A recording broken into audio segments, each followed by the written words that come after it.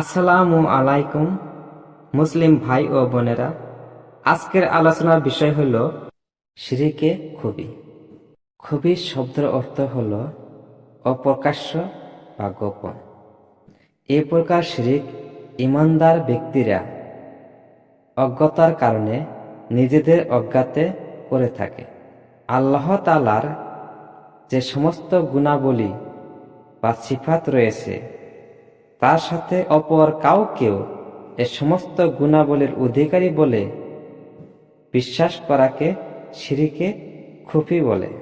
শিরকে খুফি অতি সূক্ষ্ম বলে সাধারণ ঈমানদার বান্দারা উপলব্ধি করতে না পেরে অনেক সময় কেউ এই অপরাধে অপরাধী হয়ে থাকে।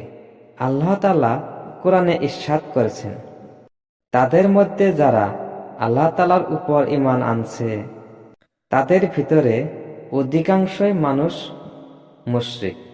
এখানে চিন্তার বিষয় এই যে ঈমানদার আবার মুশরিক হয় কিভাবে।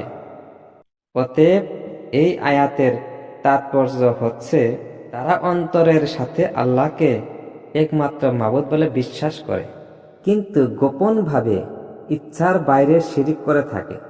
কেউ কোনো সৎ কাজ করতে যেয়ে তার বিনিময়ে একমাত্র আল্লাহর সন্তুষ্টি ছাড়া অন্য কোনো পার্থিব উদ্দেশ্য রাখলে তার শিরকে খুবই অন্তর্ভুক্ত হয়ে পড়ে। যেমন মুমিনগণ নামাজ পড়ে আল্লাহর হুকুমে, কিন্তু কেউ লোক দেখানো নামাজ পড়ল, এখানে সূক্ষ্মভাবে আল্লাহর সাথে শিরিক করে ফেলল। কোনো মুমিন লোক ঔষধ সেবন করে আরোগ্য লাভ করে মনে মনে ধারণা করল যে ওই ঔষধেই তার আরোগ্যদাতা, এতে সে শিরকে খুবই অপরাধে অপরাধী হল।